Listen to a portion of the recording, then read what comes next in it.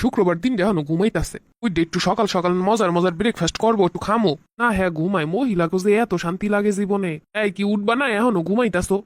কি হইছে? শুক্রবার দিন এখনো ঘুমাইতাছো কি লেগে? একটু নাস্তা টাস্তা বানাও ভালো কিছু। বাজে 6:45, এখনই উঠে সকালে নাস্তা বানানো লাগবো। খাওয়া কয়টায়? এত বেলা পর্যন্ত মহিলারা ঘুমায় নাকি? তোমার আর কিছু বলার নাই। হায় রে জীবন, সারা জীবন ভাবছি বিয়ের পরে স্বামী শুক্রবার দিন বন্ধের দিন খাওয়াইবো নিজ হাতে রান্না কইরা।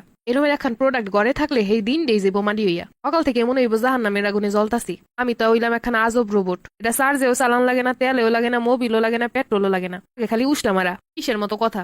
সকালটা বেলা ঘুমানোর মতো কোনো শান্তি নেই প্রত্যেকটা দিন। আমার সহি কি আবার ঘুম থাকতে আসে নাকি? ঘুম তো সব শ্বশুর বাড়ির মানুষের। এইসব পুরুষ মানুষের লগে শুধু সংসারই হয়, ভালোবাসার বন্ধনা রয় না। ওই যে কি সুন্দর চোখ বন্ধ করে ঘুমাইতেছে, এই ঘুম 9টা 10টা 11টা পর্যন্ত হইলে সমস্যা নাই।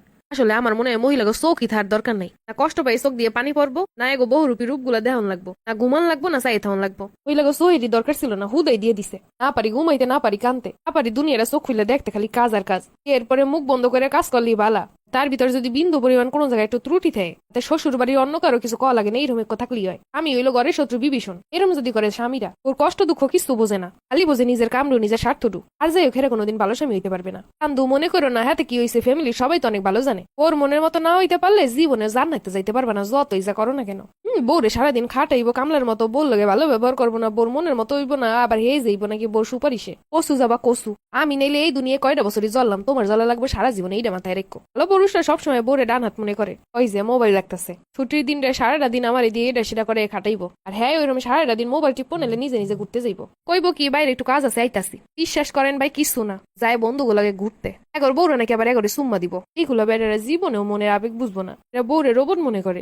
এই গামছাটা কোন জায়গায়? আলনার উপরেই রাখা আছে, চাইলেই দেখা যায়। ও পাইছি, আমার লুঙ্গি রে কোন জায়গায়? ওরা ওইখানেই আছে।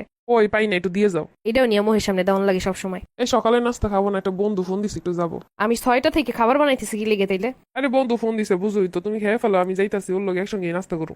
না দুপুরে বিরিয়ানি রান্না করে তো ভালো কইরা। দেখছেন রোবট কইলাম কি লেগে? এরম করবে, এগুলার কিছু কম যাবে না। কইলে বউ জগরুটে, এগুলাই তিলে তিলে জগরুটে বানায়। মহিলারা তার জীবনের কষ্টটা খালি মুখ দিয়ে যদি না বের করতে পারতো, মনে হয় বাস্ট হয়ে যাইতো। মহিলারা শুধু মুখ দিয়ে প্রকাশ করে হের ক্লান্তি, হের কষ্ট, হের আবেগ সবকিছু। সেইটুকু এইসব বেডাগো শ্বশুর বাড়ির মানুষের সহ্য হয় না। রোবটের মতো করাইবো, চুপ করে থাকুন লাগবো, কোনো মুখ খুলন যাইবো না। রোবটও তো মুখ খুলতে পারে, তাও পারন যাইবো না। কাজ করবো, কালকে থেকে এহেনি একটা বিছানা বালিশ নিয়ে আমো। শুধু শুধু বিছানায় গিয়ে শুয়ে নামকরণ লাগবো না যে আমি ঘুমাইছি। সন্ধ্যাবেলা একটু মোগলাই বানাই তো। আমার কিছু কাপড় চুপড় আছে, ওইগুলো একটু ধুয়ে দেওয়া তো ভালো কইরা। অফিসের ব্যাগটা জুতাটা একটু ভালো করে পরিষ্কার কইরো আজকে। দেখছেন, ঠিক এইভাবে খালি অর্ডার নিবেন। এরা জীবনেও রান্না করে এসে বললো একটা জিনিস হেল্প করে না, কারণ ওই যে বউ রোবট, এর কোনো আবেগ নাই, অনুভূতি নাই। এরকম একটা স্বামী হইলে ননদের জ্বালা লাগে না, শাশুড়ির জ্বালানো লাগে না, এমনি জ্বলতে তাই সারাক্ষণ। এরকম একটা প্রোডাক্টই যথেষ্ট। আরে ছুটির দিন দুজন একটু হাতে হাতে কাজ করতাম, নিজের মনে কি পরিমাণ যে শান্তি লাগতো। মনে হইতো কেউ তো আছে, একদিনের জন্য হোক সেটা। একটু সুন্দর করে শাড়ি পরতাম, একটু সাজুগুজু করতাম, তার সামনে বসতাম, সে দেখতো, বাইরে না নিয়ে যাক, দুইটা কথা কইতো। না না, এইগুলো তারা করবো কিসের জন্য? অনুভূতি আছে নাকি আবার বউদের? বৌমা আমার ছেলেটা কিন্তু ছোট, এখনো সংসার বুঝে না, ওর এখনো বুঝতে সময় লাগবে, তুমি সংসার গুছে এলো। এইসব শোনানোর পর যা মোহে আর কইতে পারলাম না। ফিডার দেন, একটা ফিডার দিয়ে দেন মোহের সামনে। আমি হইলাম হ্যাঁ পোলার চেয়ে 7 বছরের ছোট। আমার ফ্যামিলির মানুষ আমার কমপ্লেন খেয়ে বড় বানাই দিয়েছে। এর লাগে শাশুড়ির পোলার থেকে আমি এখন বুঝদার বেশি। এই সংসার করতে পারি না, আমি সংসার গুছে এলো। কি যে কইতাম আর